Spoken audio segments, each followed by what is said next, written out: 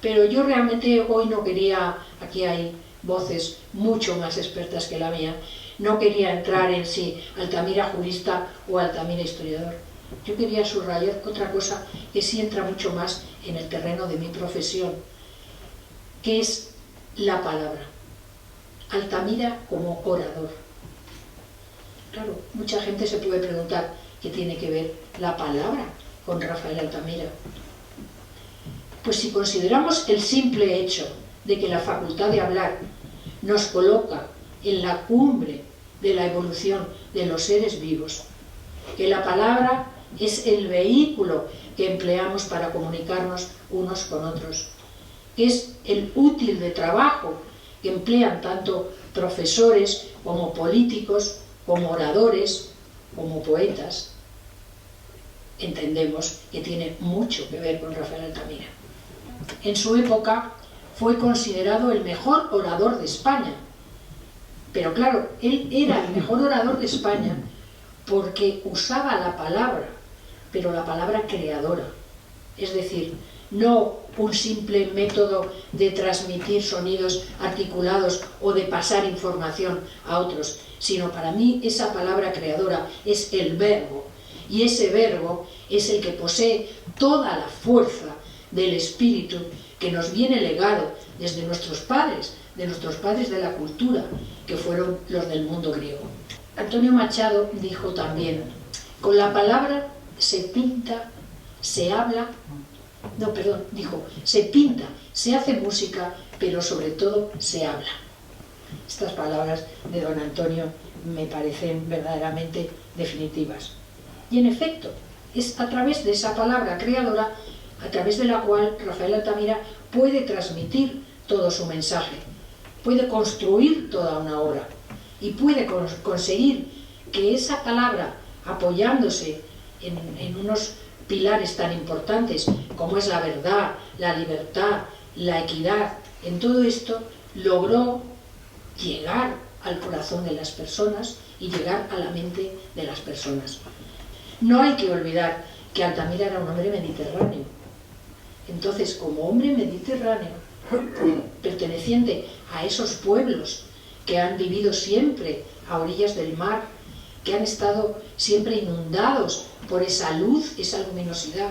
y abiertos a una inmensidad del mar que incita a relacionarte con otros pueblos, incita a viajar, y todo esto lo refleja Altamira, que lo mismo amó a su mar Mediterráneo natal, como amó después al Cantábrico mientras estaba en su trabajo en la Universidad de Oviedo. Y él mismo lo dijo, dice, seducido por aquel silencioso vivir, pierdo la noción del tiempo, dejo vagar libre la imaginación y también mi vida parece fluir en ondas calladas, fugitivas, que se pierden poco a poco en la inmensidad azulada de alta mar. Ese mar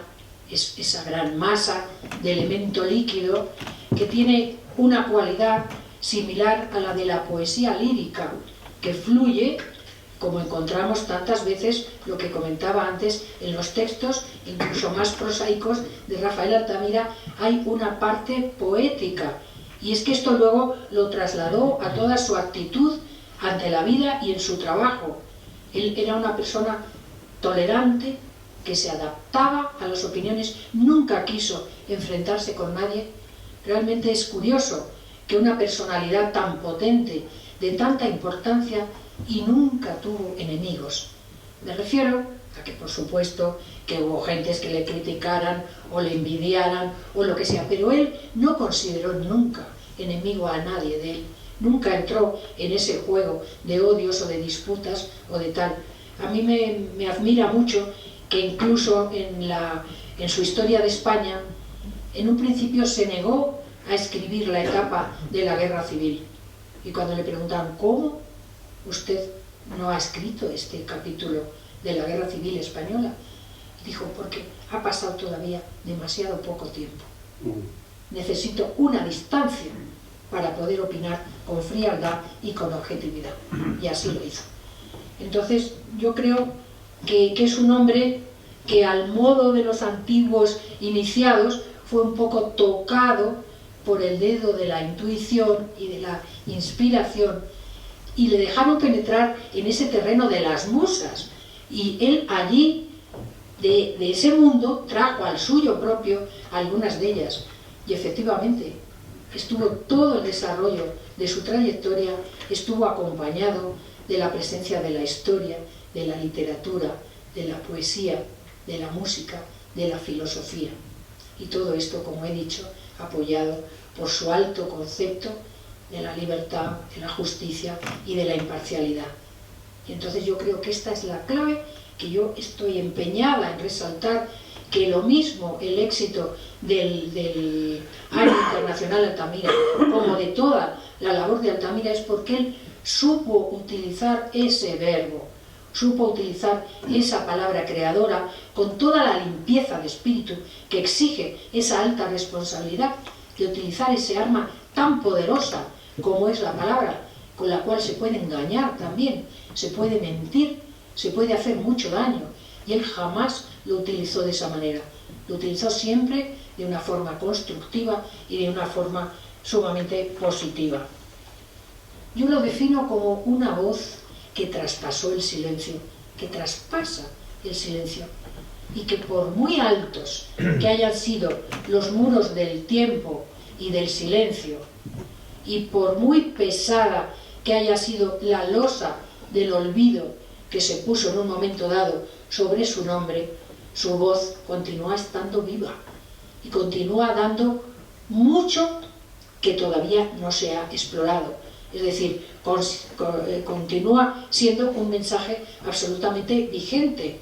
A lo largo de este año, pues, como digo, se han conseguido muchas cosas, pero yo quisiera aclarar que denominar a este acto de hoy acto de clausura es una pura metáfora, porque yo creo que aquí no se clausura nada. Aquí el año 2012 y el 13 y el 14 y los sucesivos años vamos a seguir trabajando con la obra de Altamira, vamos a seguir estimulando a los doctorandos, vamos a seguir reeditando sus obras. Y entonces, para terminar, yo volvería a las palabras de don Bernardo y diría: señores, ¿somos o no somos un gran pueblo? Y si lo somos, demostrémoslo respetando la memoria de estos hombres preclaros que tanto han dado a la humanidad y sobre todo que han hecho un servicio tan incuestionable a su patria. Y muchas gracias, nada más.